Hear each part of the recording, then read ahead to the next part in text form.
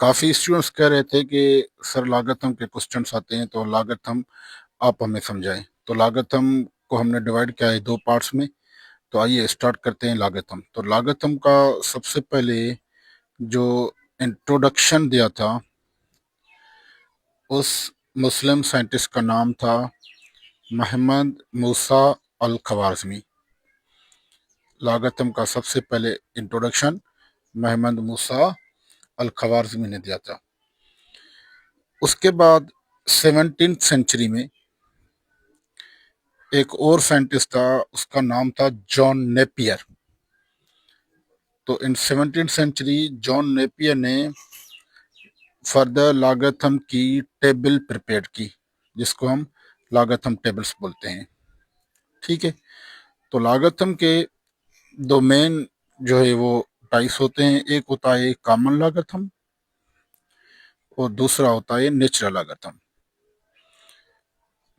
Natural लागथम, जो common लागथम है उसका जो बेस है वो बेस होता है क्या, 10 होता है बेस।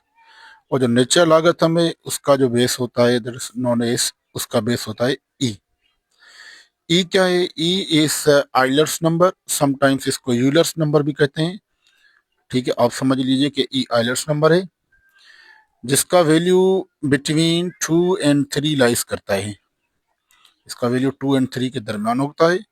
इसका वैल्यू 2.71821 डैश डैश आगे चलता रहेगा। तो ये जो ई है that is known as irrational number. E क्या है? इरेशनल नंबर है। यानी इरेशनल नंबर ये नॉन टर्मिनेटिंग होगा, यानी पॉइंट के बाद चलता रहेगा, एंड नॉन रिकरिंग होगा, और सेम भी रिपीट नहीं होगा।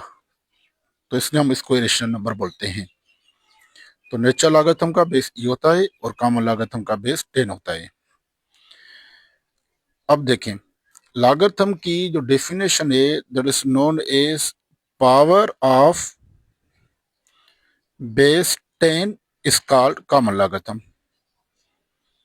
Is called common logarithm. ठीक है, कॉमन लागथम है। फॉर एग्जाम्पल, अगर मैं कह दूं कि लॉग 10 बताएं, तो बताएं 10 का ऊपर पावर क्या है?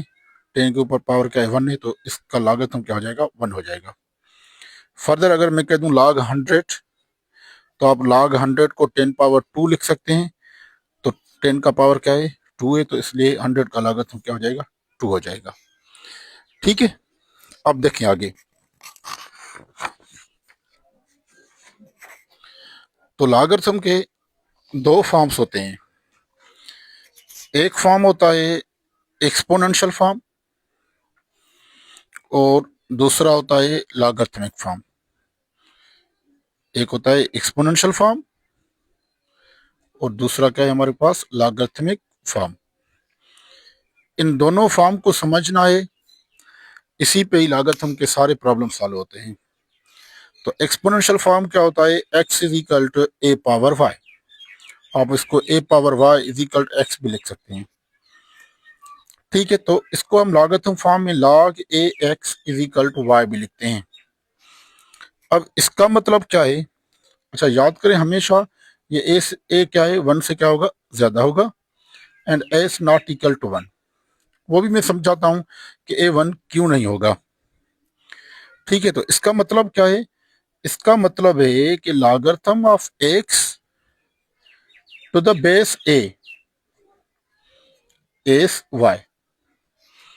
जो एक्स का लॉगरिथम है किसके बेस पे? ए के बेस पे, वो बराबर होता है किसके? वाई के बराबर होता है।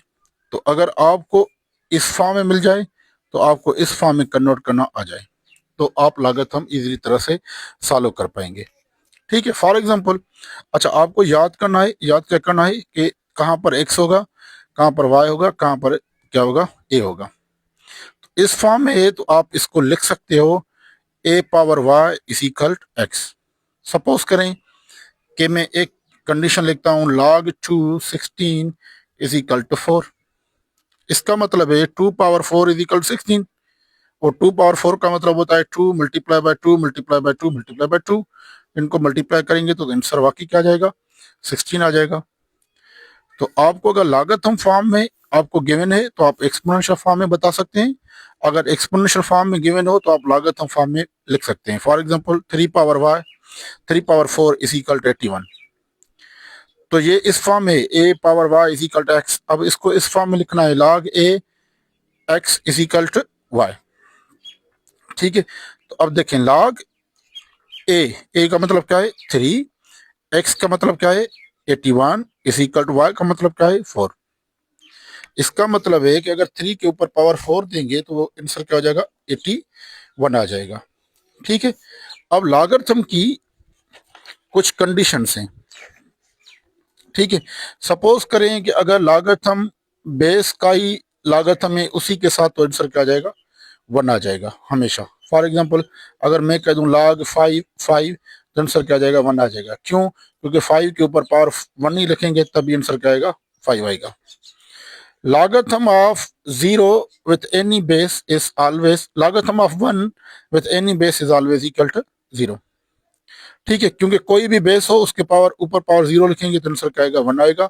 अब बेस क्या है 2 हो, बेस क्या हो 3 हो, कोई भी बेस हो तो उसका जो आंसर है वो क्या आ जाएगा 1 आ जाएगा। कोई भी बेस हो उस 1 का लॉगरिथम क्या होगा हमेशा 0 होगा। ठीक है, तो डिस्कस करते हैं इसका पार्ट नंबर 2 नेक्स्ट लेक्चर में।